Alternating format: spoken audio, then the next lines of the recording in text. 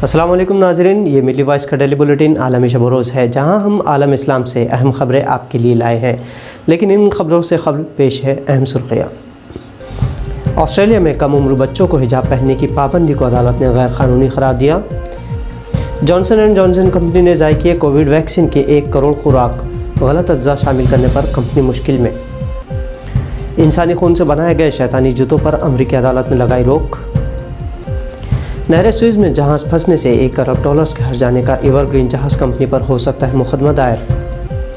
امریکی ریاست کیلیفورنیا میں دہشت گردانہ سفید فام حملے میں بچے سمیت 4 افراد ہلاک۔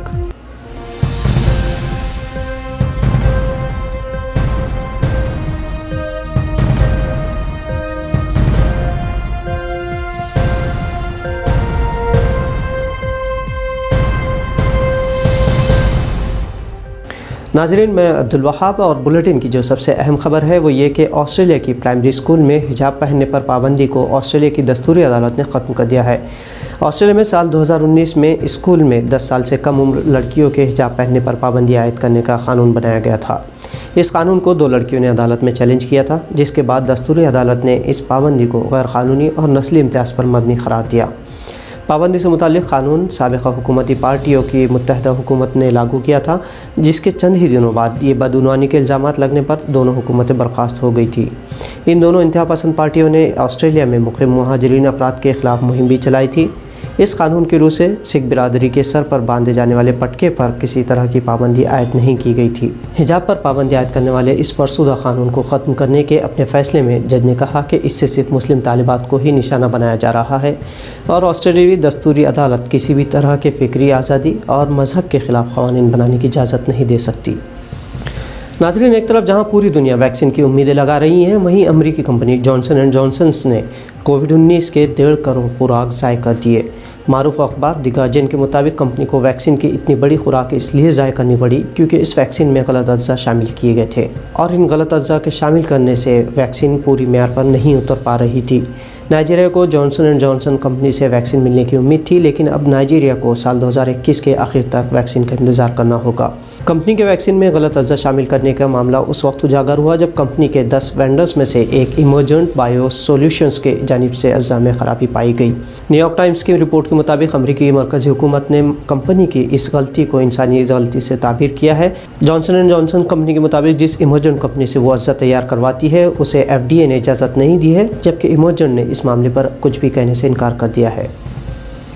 ناظرین، جوتوں کو خون لگا ہونا صفاقی اور درندگی کی مثال ہے، لیکن جب جوتے ہی ایسے تیار کیے جائے جس میں انسانی خون شامل ہوں تو یہ کارنامہ شیطانی کہلائے گا، اور اسی طرح کا شیطانی کام کیا ہے امریکی کمپنی MSCHF نے۔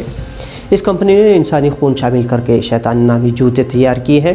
کمپنی نے اپنے کام کو فنون لطیفہ کا حوالہ دیا ہے۔ ان جوتوں پر نائکی کمپنی کا لوگو بھی استعمال کیا گیا ہے۔ اس کے علاوہ الٹی صلیب اور پینٹاگرام یعنی دجال کی نشانی والا 5 کونوں والا ستارہ بنایا گیا ہے۔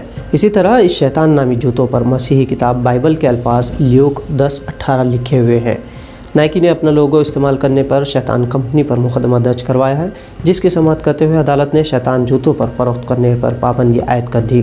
ان جوتوں کے تلووں میں لال سیاہی ڈالی گئی ہے، جس میں اصل انسانی خون کا ایک خطرہ بھی شامل کیا گیا ہے۔ جوتے تیار کرنے والی MSCHF اس امریکی کمپنی نے امریکی موسیقار ریپر لیل ناس ایکس کے ساتھ مل کر ایسے 666 جوڑے ریلیز کیے جو 1 منٹ سے بھی کم وقت میں فروخت ہو گئے تھے۔ مصر کے نہر سوئز میں ایور گرین نامی جہاز پھنسنے سے جہازوں کی آمد و رفت بند ہو گئی تھی۔ اس سے عالمی تجارت کو کافی نقصان ہوا۔ تیل کی عالمی منڈی میں بڑے پیمانے پر مسائل کا سامنا بھی ہوا تھا۔ دیو قامت جہاز کو نکالنے نہر سوئز عملے کو 6 دنوں کی مشقت کرنی پڑی تھی۔ اس کے سبب نہر میں پھنسنے سے مصر کو ٹرانزٹ فیس، بحری راستے کی مرمت، وسائل اور مزدوروں کا مسائل کا سامنا کرنا پڑا، اور اسی لیے مصری حکام نے جاپان کے جہاز مالک کمپنی سے $1 بلین کے نقصان بھرپائی سے متعلق مقدمہ درج کروانے کا فیصلہ لیا ہے۔ ادھر جہاز کمپنی ایور گرین نے کہا ہے کہ وہ گزشتہ 40 سالوں سے بین الاقوامی بحری قوانین کی پوری طرح سے پاسداری کرتی آئی ہے، اور اس طرح کا تنازع پہلی بار ہوا ہے۔ امریکی ریاست کیلیفورنیا میں فائرنگ کے تازہ دہشت گردانہ حملے میں ایک بچے سمیت 4 افراد ہلاک ہو گئے ہیں۔ فائرنگ کا واقعہ ریاست کیلیفورنیا کے علاقے اورنج آفس بلڈنگ میں پیش آیا۔ پولیس نے دہشت گرد کو حراست میں لے لیا ہے۔ امریکہ میں ایشیائی نژاد افراد کے خلاف نفرت میں حالیہ دور میں اضافہ ہوا ہے۔ گزشتہ ماہ بھی امریکہ میں دہشت گردانہ فائرنگ کے 2 واقعات پیش آئے تھے۔ 22 मार्च को बॉर्डर इलाके में फायरिंग में 10 अफराद हलाक हुए थे। इससे एक हफ्ते कबल अटलांटा में 6 ख़वातीन समेत 8 अफराद हलाक हुए थे। इस ताज़ा हमले के बाद कैलिफोर्निया के गवर्नर ने इसे इंदोनाक और बुज़दिलाना हमला करार दिया। दहशतगर्द हमलावर की शनाख्त कैलिफोर्निया के department of transportation maintenance yard के साबिक़ मुलाजिम के तौर पर की गई है, जिसे 6 हफ्तों कबल मुलाजिमत से निकाल दिया गया था। चीन और ताइवान में तनाज़ा काफ़ी क़दीम है और इस तनाज़े में एक नया मसला खड़ा हो गया है। दरअसल दुनिया की सबसे बड़ी खलाई एजेंसी नासा ने हाल ही में ताइवान को तकनीकी तौर पर मुल्कों की फहरिस्त में शामिल कर लिया है। इससे नाराज़ चीन ने अपना एहतजाज दर्ज करवाया है। चीन ने नासा के इस इक़दाम को नाकाबिल मुआफ़िक़त करार दिया। ताइवान का नाम नासा की वेबसाइट पर एक ऐसे प्रोजेक्ट में शामिल किया गया जिसमें वो मरीख़ पर आवाम से अपने नाम भिजवाएगा। हालांकि इस फहरिस्त में ख़ुद चीन और अमेरिका के नाम भी शामिल है, लेकिन चीन ताइवान को सिरे से मुल्क ही तस्लीम नहीं करता। बीजिंग से ताइवान के मामला देखने वाले महकमा के तर्जमान ज़ो फेंगलियांग ने कहा कि नासा ने चीनी कौम की दिल आज़ारी की है।